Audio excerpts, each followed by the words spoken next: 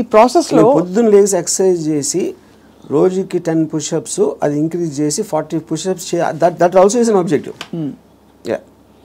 చాలామందికి నాకు ప్రపంచం చూసేయాలి, I want to travel and experience new things అని అవన్నీ ఉంటాయి. కానీ అడ్డొచ్చేవి ఏంటంటే కుటుంబం, భార్యను తీసుకుని వెళ్ళాలి, ఆఫీస్లో బాస్ లీవ్ ఇవ్వడు, చేతిలో డబ్బు లేవు, ఇవన్నీ. So how do you make peace? ఇది పాయింట్. ఇంకొకళ్ళ కోసం బతకటం అనేది that is the first thing nobody should. ఎలా బతకాలి అంటే ఇంకొకళ్ళ కోసం బతకూడదు. ఇందాకేమన్నా నువ్వు ఇష్టం వచ్చినట్టు బతకాలన్నా, ఇంకొకళ్ళ కోసం బతకపోవటం అనేది ఫస్ట్ చేయాల్సిన పని. అది ఎలా బతకాలంటే అంటే భార్య రాకపోయినా ఎవరైనా సరే, anybody except for you, nobody is important. ఇంకోళ్ళ ఇంపార్టెన్స్ ఏంటంటే మీ హ్యాపీనెస్ని ఇంక్రీజ్ చేస్తాడు. దానికి యాడ్ అయిన వాళ్ళు they are worth it. Any time they subtract it or they create a pressure, they should be out of your life. అది ఎవరు, మీ పిల్లల, భార్య, ఈళ్ళాలి, ఎవరైనా సరే, anybody who comes in between you and your excitement should be mercilessly taken away. చాలామంది ఇప్పుడు కుటుంబ సమేతంగా ఉండే వ్యక్తులందరూ కూడా ఇప్పుడు చూసి మీ మీద దాడికి వస్తారు. రామ్ గోపాల్ వర్మ గారు, టెంపరీ ఎక్సైట్మెంట్ కోసం మీరు ఒక వ్యవస్థనే ప్రశ్నిస్తున్నారా అని చెప్పి. అది ఫస్ట్ ఆఫ్ ఆల్ వ్యవస్థ అనేది కరెక్ట్ కాదు. ద పాయింట్, ఇది చాలా మందికి తెలుస్తుంది, వాళ్ళు బయటికి చెప్తారు అంతే. ఇప్పుడు మీకు ఉన్న ప్రాబ్లమ్స్ మనిషికి ఎప్పుడన్నా మీరు చూస్తే ఆ ప్రాబ్లమ్స్ అన్నీ are related to the people around. ఇప్పుడు నాకు దీంట్లో ఒక ఎగ్జాంపుల్ చెప్తాను.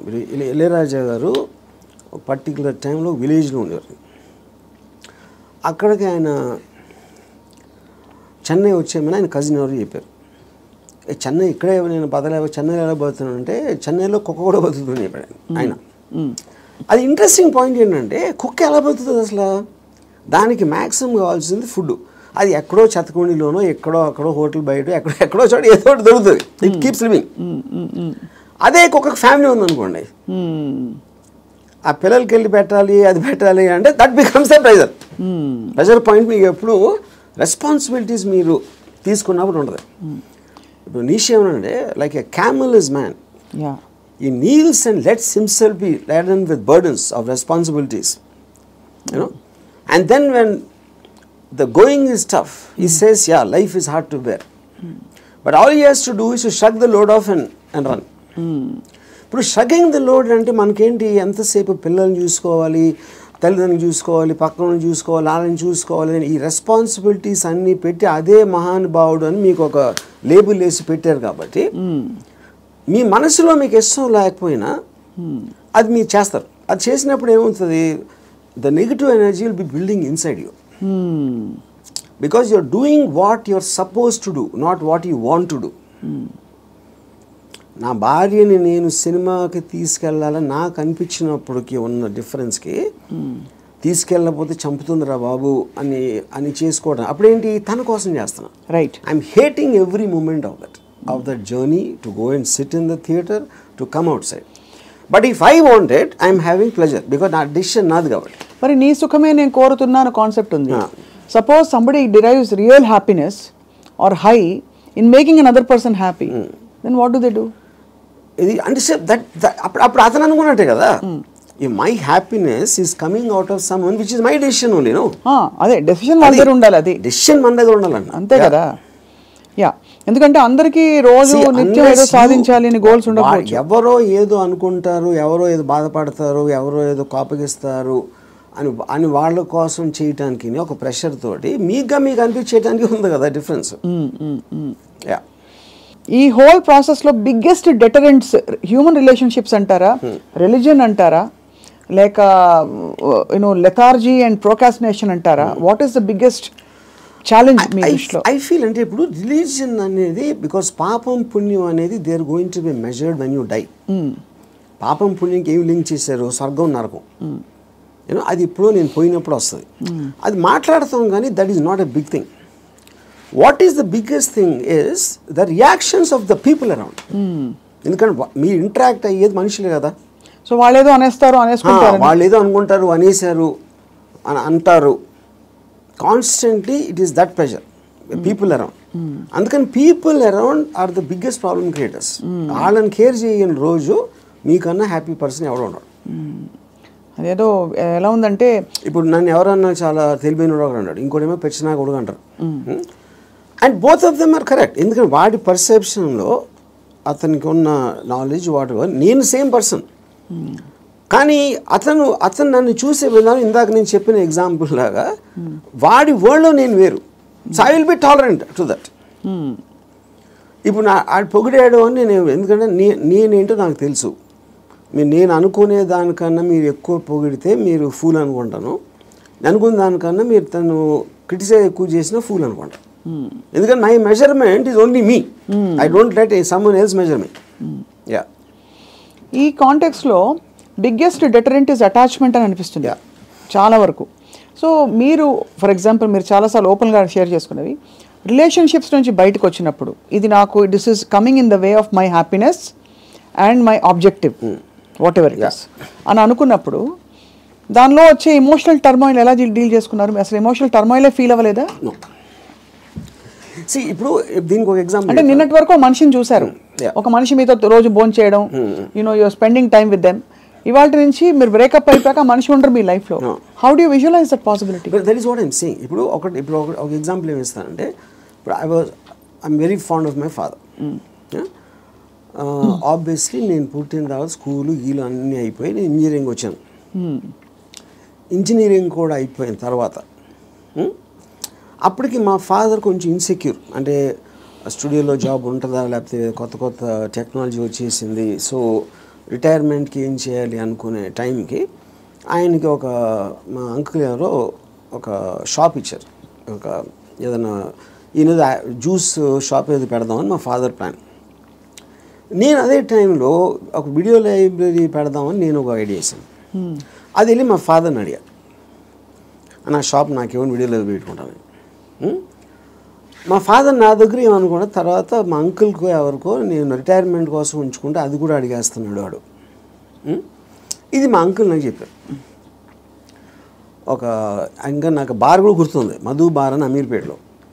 అప్పుడు నేను నిజంగా ఎఫెక్ట్ అయ్యాను. ఎందుకంటే ఒకటి మై గిల్ట్ ఆస్పెక్ట్ ఆఫ్ మా ఫాదర్కి ఇస్తే మా అంకులు నేను నా కోసం నాకు ఇచ్చేయమని అడిగేది ఆ వీడియో లైబ్రరీ బిజినెస్ నడుస్తుందా లేదా ఏంటో తెలీదు. మా ఫాదర్ డెసిషన్ తీసుకుంటే ఆయనది. He's got every right to decide what he wants because that belongs to him, not to me. కానీ నాకు జ్యూస్ పార్లర్ నడవదు, వీడియో లైబ్రరీయే నడుస్తుంది అనేది నా. కానీ మా అంకుల్ చెప్పేటప్పటికి నేను ఆ ఎమోషన్ తోటి మా ఫాదర్కి వెళ్ళి చెప్పేసి, సరే నేను వద్దు నాకు అని నేను చెప్పేద్దాం అనుకున్నాను. నేను నడుస్తూ ఉంటే అమీర్పేట నుంచి పంజాగుట్కి స్లోగా emotions got this by my logic. నా లాజిక్ ఏమైందంటే, నేను ఎంత స్ట్రాంగ్గా నమ్మినప్పుడు at the most video library పెడితే 2-3 months తెలుస్తుంది అది నడుస్తుందా లేదా మూసేయాలి. అప్పుడు anyway you can do is in case he wants to juice thing. Okay, but ఇది వర్కౌట్ అయిందంటే ఇట్ చేంజ్ అవర్ లైఫ్స్. మా ఫైనాన్షియల్ ఆస్పెక్టు ఇది అది అన్నీ మారిపోతాయి. అప్పుడు నేనేం డిసిషన్ తీసుకున్నా ఫైనల్గా, I don't care about what my father thought. Okay, so ఇప్పుడు నేను రూత్లెస్గా అంటే మా నాన్నగారు మనోభావాలను పట్టించుకోకుండా చేశాను అంటే అది నేను ఎవరి కోసం చేశాను? ఆయన కోసం, నా కోసం చేసుకున్నాను. So but because my confidence work out అయితే వాళ్ళు కూడా హ్యాపీగా ఉంటారు. That is a risk you have to take any given time. అవును.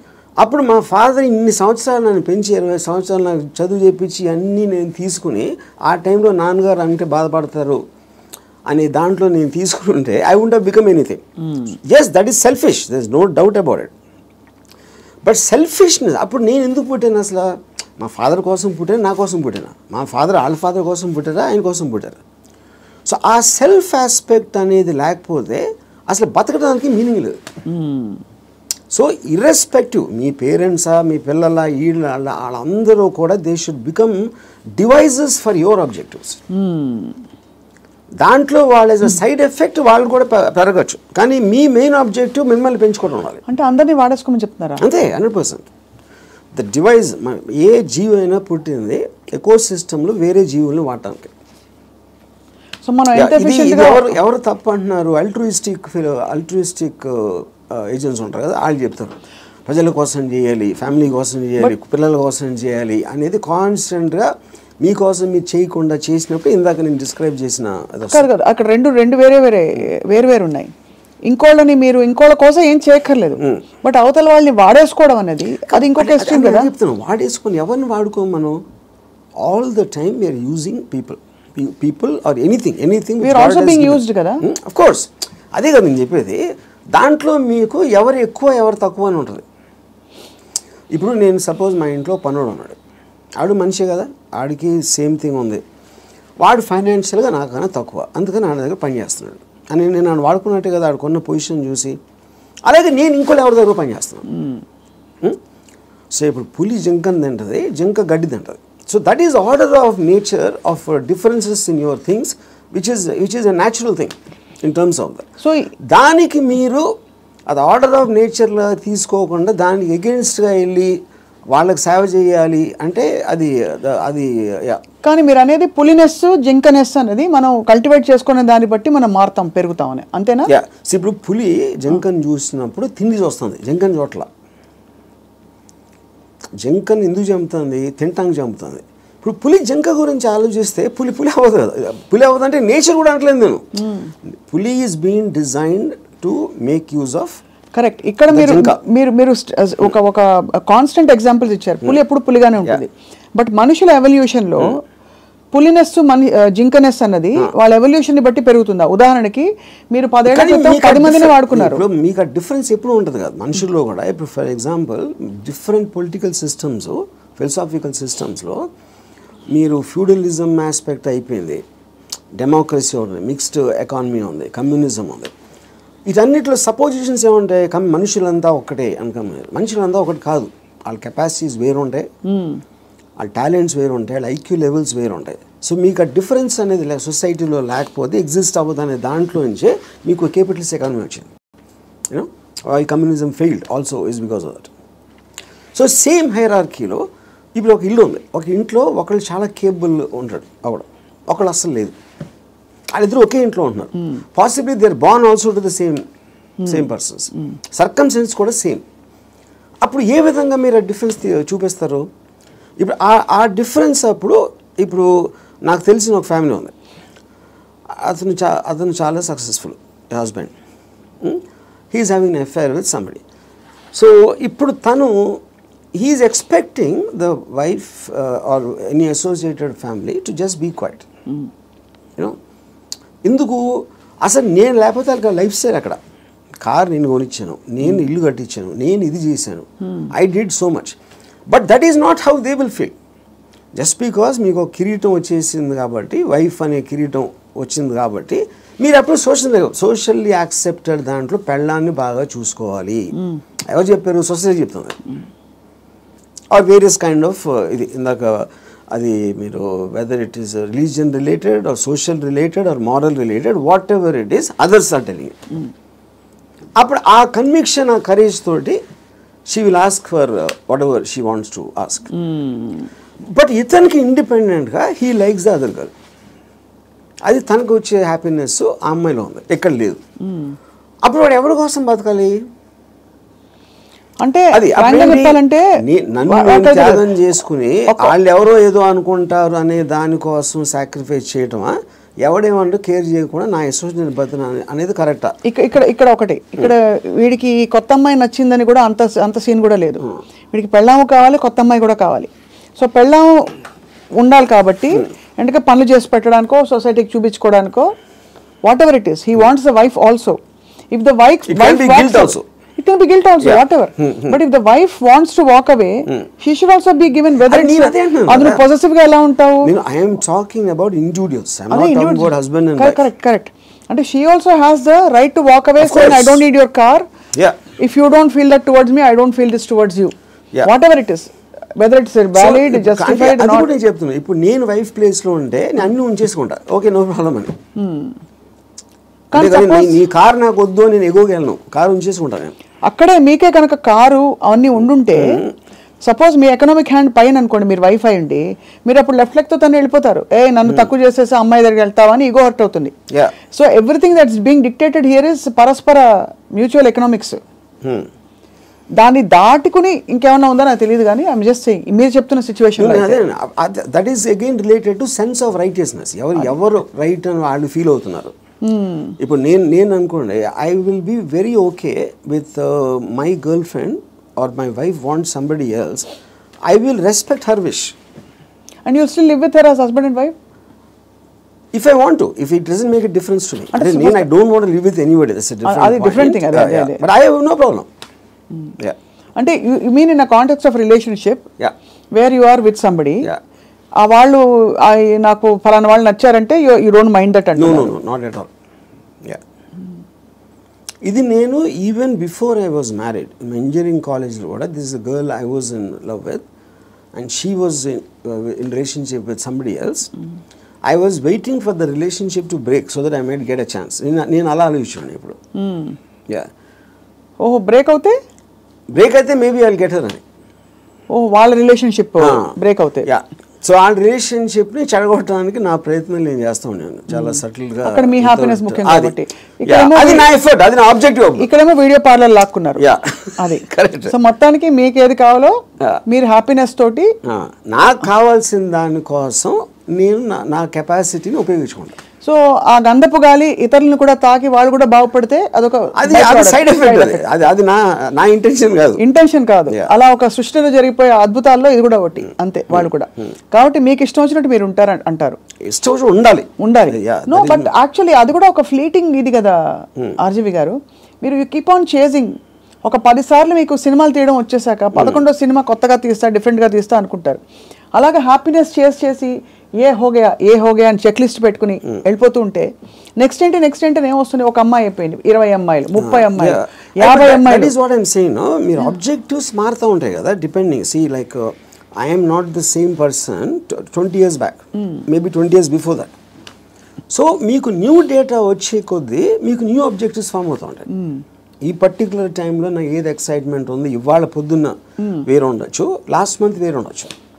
సో మీకు డేటా అనేది మీకు కాన్స్టెంట్ స్ట్రీమ్ ఇన్ఫ్లో వస్తున్నప్పుడు ఆటోమేటిక్గా మీకు ఆబ్జెక్టివ్, ఏ రోజు అయితే ఆబ్జెక్టివ్ లేదో అప్పుడు మీరు బోర్డమ్ వస్తుంది. Correct. That is when you start repeating the time. ఇప్పుడు ఈత కొట్టి మొత్తం మునిగిపోయిన వాళ్ళు ఉంటారు రిలేషన్షిప్స్ కాంటెక్స్లో, ఏదో సిచ్యువేషన్ కాంటెక్స్లో.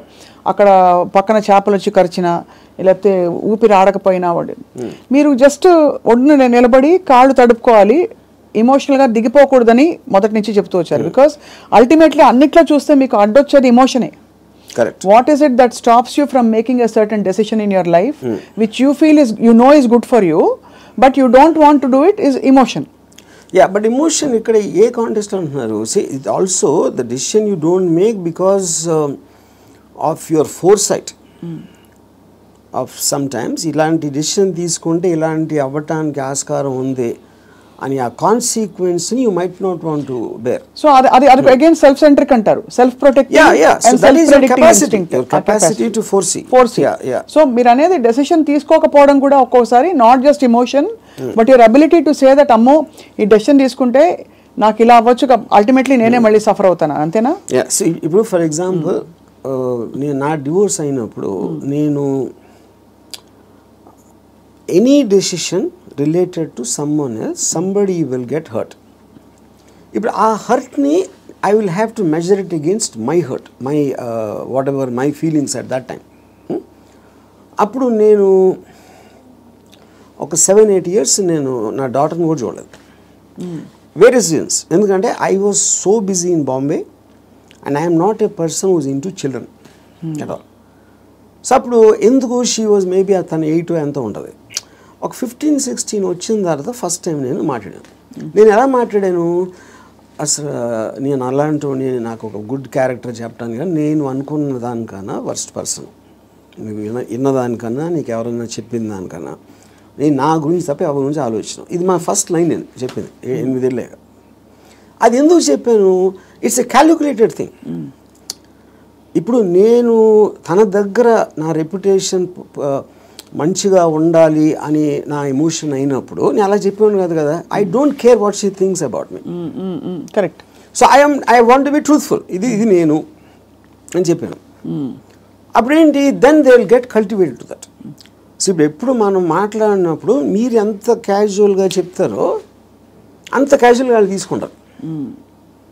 మీరు వాళ్ళు ఏదో మహా ఇది జరిగిపోయింది అన్న బిల్డప్ ఇస్తే వాళ్ళు కూడా అలా తీసుకుంటారు. సో ఈ సైకలాజికల్ ఆస్పెక్ట్ అనేది నాకు అర్థమవుతుంది కాబట్టి I will know exactly how to talk to people. అది అన్నిసార్లు వర్కౌట్ అవుతుందని చెప్పట్లేదు. వర్కౌట్ అవ్వకపోయినా నాకు no problem, because I'm already willing to bear the worst situation based upon my decision. నేను తీసుకునే 10 డెసిషన్స్లో 8 ఫెయిల్ అవుతాయి ఎప్పుడు. But 2 will work. So far they worked. So the point is to keep on making decisions is how you have to live. ఎలా బతకాలంటే నిర్ణయాలు తీసుకుంటూ పోవాలి అంతే, ఇప్పుడు మీ దృష్టిలో ఇర్రెస్పెక్టివ్ ఆఫ్ ద కాన్సిక్వెన్సెస్.